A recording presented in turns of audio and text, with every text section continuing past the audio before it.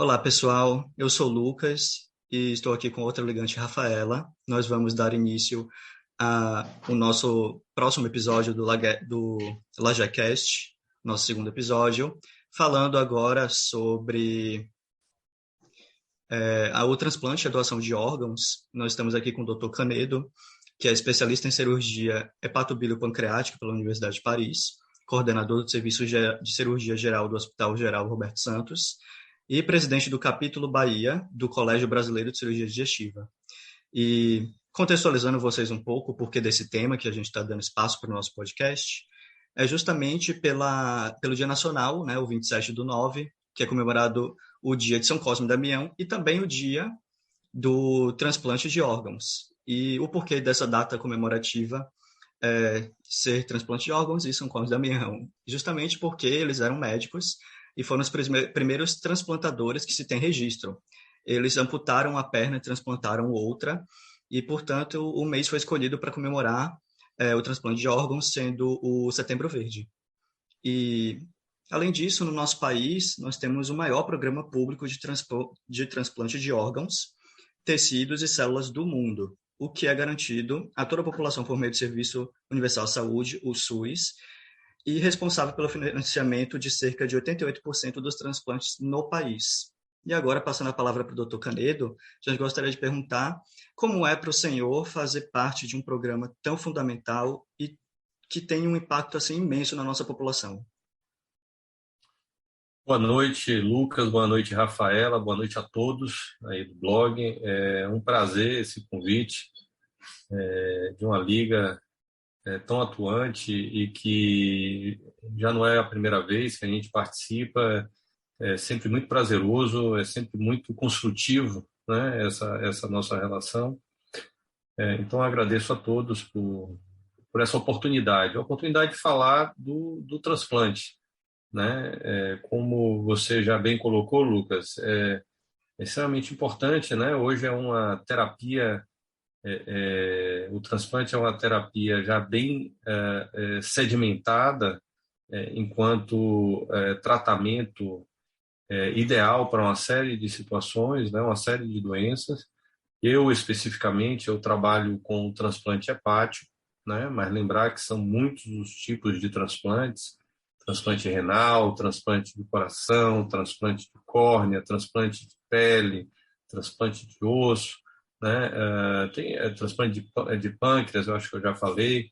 A gente utiliza enxertos vasculares. Então, na verdade, é uma riqueza de situações que a gente consegue contemplar uma série de doenças, né, que sem o transplante, sem esse ato de solidariedade, esse ato de amor, né, num momento tão difícil que é a doação de órgãos, né, do familiar, né, isso não seria possível. Então, entendendo que, falando especificamente da sua pergunta, do transplante de fígado, que é o tratamento eficaz, mais eficaz, o tratamento que permite a cura de uma série de hepatopatias crônicas, e aliado a um tipo de tratamento que envolve, né, todos esses aspectos éticos, morais, mas principalmente que fala de amor, de sensibilidade, de doação, né, na sua forma mais profunda da palavra, é muito enriquecedor. São experiências enriquecedoras, né? A gente vive uma série de situações limítrofes em que pacientes quase que já fora de qualquer proposta de tratamento, fora de qualquer esperança, ele consegue retomar a sua vida, consegue recomeçar. Então, é muito gratificante fazer parte disso tudo. O senhor atua, como o senhor falou, na área de transplante hepático. Você pode falar um pouco mais sobre como está o cenário atual de transplante hepático e qual é a importância que esse transplante tem para aquelas pessoas que recebem o órgão? Certo, Rafaela. O transplante de fígado, o Lucas já colocou aí na introdução que nós temos o maior programa público de transplantes, né? Isso se refere também ao transplante de fígado. né?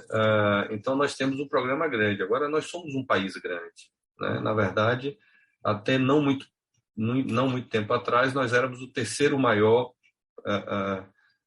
país transplantador do mundo, perdíamos apenas para os Estados Unidos, agora estamos em terceiro lugar. O volume, né, do transplante vem aumentando, né, quer dizer, vinha aumentando até 2019, teve um decréscimo aí em torno de 10% a 15%, obviamente isso variou muito de estado para estado, mas o volume absoluto no Brasil caiu em torno de 10% a 15% durante a pandemia e agora está retomando o patamar anterior. O Brasil, por ser um país continental, né, ele tem diferentes realidades. Então, a gente tem desde estados que já estão muito mais avançados no quesito de doação, porque lembrar que o transplante de fígado ele pode ser feito por doador vivo, mas corresponde a menos de 10%, 5%, muito mais direcionado para o transplante intervivos pediátrico. Então, não é o grande volume de transplante de fígado é doador cadáver. Então, a gente depende da doação. E a realidade da doação de órgãos, né, é uma realidade, como eu já falei, muito heterogênea no Brasil. A gente tem estados como Santa Catarina, né, como o Paraná, que estão muito à frente e equiparáveis aos maiores centros, né, os países já tradicionalmente conhecidos pelo alto índice de doação, como a Espanha, a França, a Inglaterra, né, e tem estados que isso ainda precisa ter um ganho maior. A Bahia, falando especificamente, né, já foi um dos que tinham o índice mais baixo, ou o último ou penúltimo. Tivemos uma política de transplante que foi implementada há uns 5 anos, não sei exatamente quantos anos, né, associado, obviamente, aos programas de conscientização. Isso chegou a aumentar, mas a gente ainda enfrenta muitas barreiras, né? O nosso índice chegou a 10 doadores por milhão de habitantes e lembrar que o ideal é que se tenha algo em torno de 25 a 30, né, que é o que normalmente uma taxa que contempla a demanda local. Mas, mais uma vez, sofremos bastante com o período da pandemia e estamos retomando agora. Então, o que eu posso dizer é isso, é que a realidade do Brasil como um todo é uma realidade interessante enquanto um país que oferece o transplante a toda a sua população, mas ainda temos locais que precisam avançar mais para poder chegar a todos que precisam, né? Para fomentar, doutor, o impacto para as pessoas que estão ouvindo, para sensibilizarem em fazer a doação. Como é que o senhor enxerga a mudança na qualidade de vida das pessoas que recebem um órgão? A mudança é uma mudança impressionante, né? Só que a imagem que chega a todos e que é o real, né, do paciente com a doença descompensada do fígado, é aquele paciente que tem ascite, né, o abdômen distendido, com aquelas varizes, com uma série de veias bem proeminentes no abdômen, os olhos amarelos, né? São pacientes que, lembrar que o fígado é o maior órgão imunológico, então, e o paciente hepatopata, de uma maneira geral, é um paciente sarcopênico, ele perde peso, ele perde massa muscular, ele perde performance para realizar as atividades diárias de vida, né? Ele pode complicar com sangramento e outras circunstâncias, infecção da ascite, né? Que acaba levando esse tipo de paciente de forma recorrente para o hospital, o que prejudica demais a sua qualidade de vida, né? E, obviamente, dentro desse cenário todo, o afasta, né,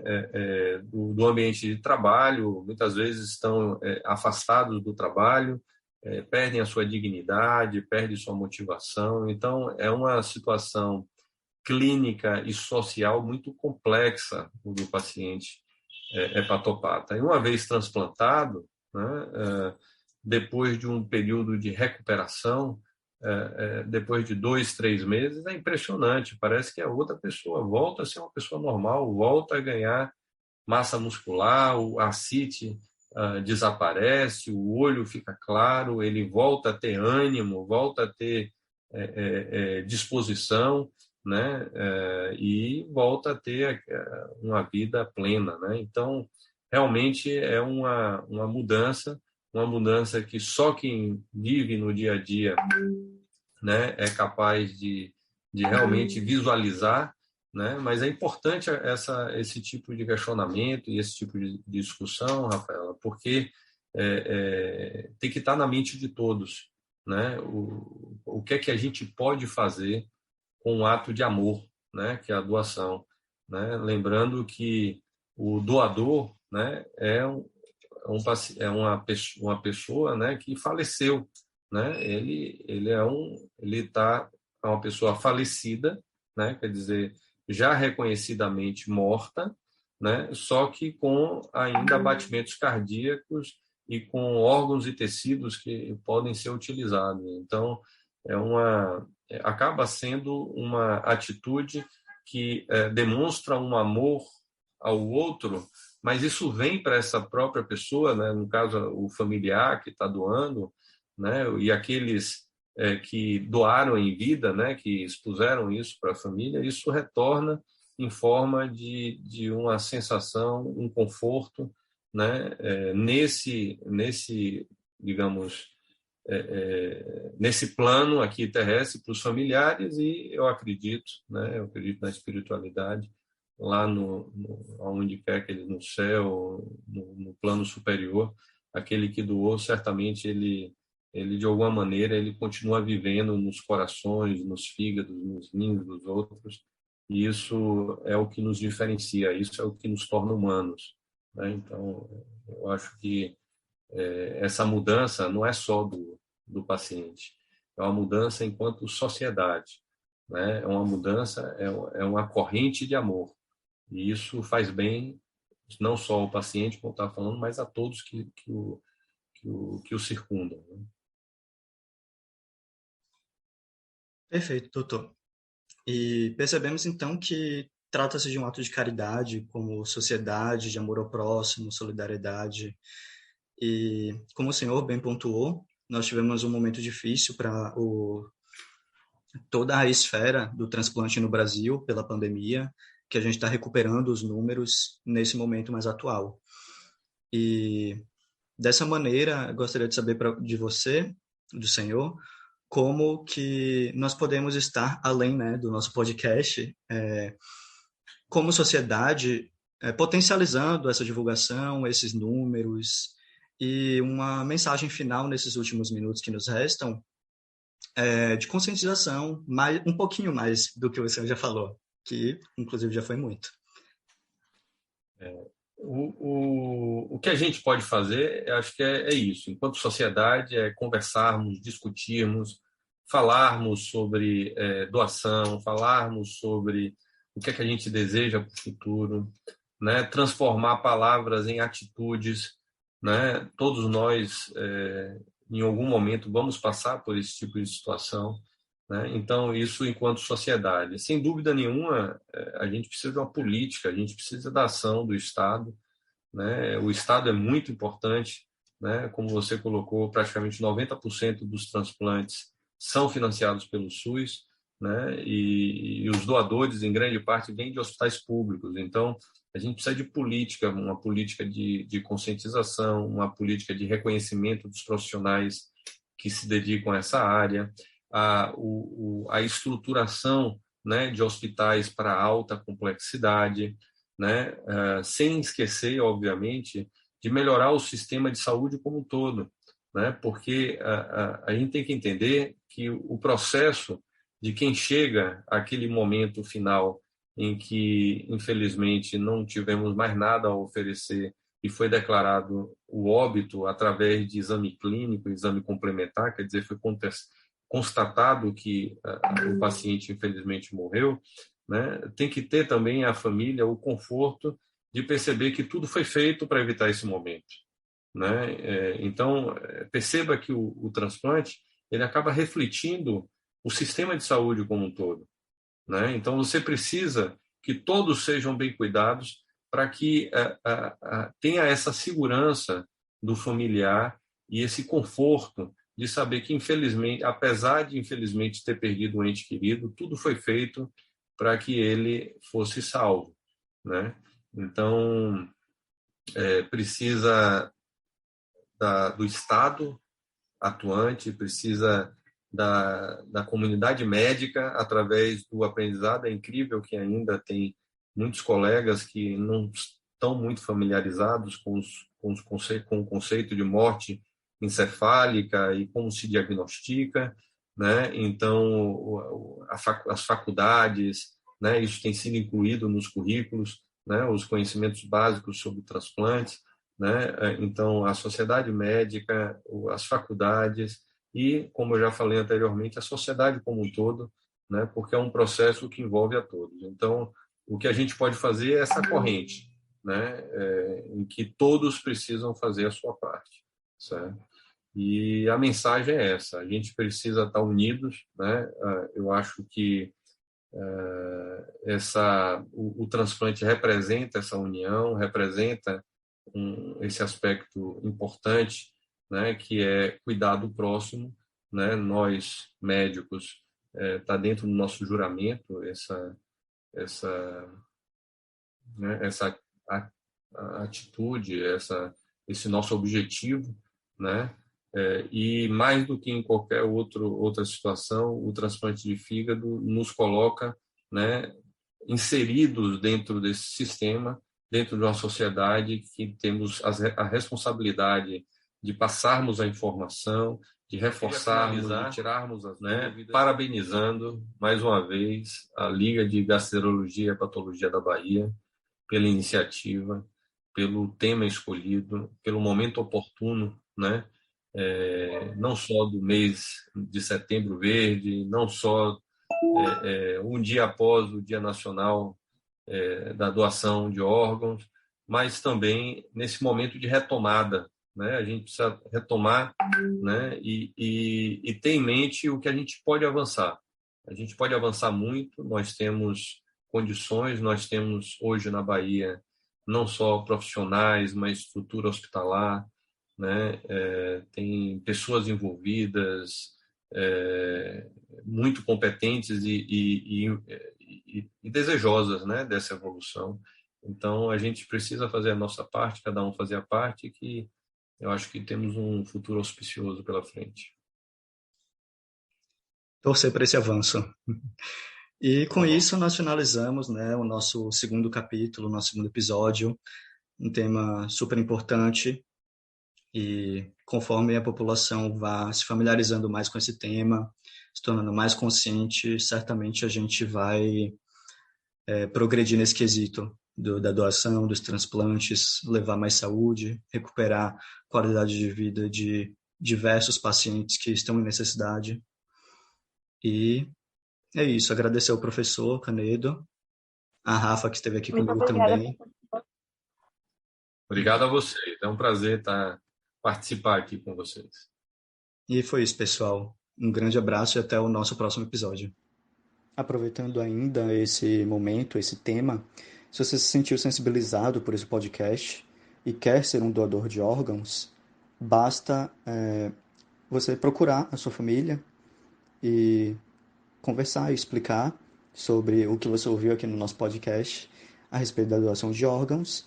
E assim que você venha a óbito, que a sua família autorize a doação dos seus órgãos, que você deixe a sua vontade explícita, para que quando esse momento chegar, ela seja atendida e possa salvar alguma vida. Mais uma vez, obrigado pela atenção de todos e até o nosso próximo episódio.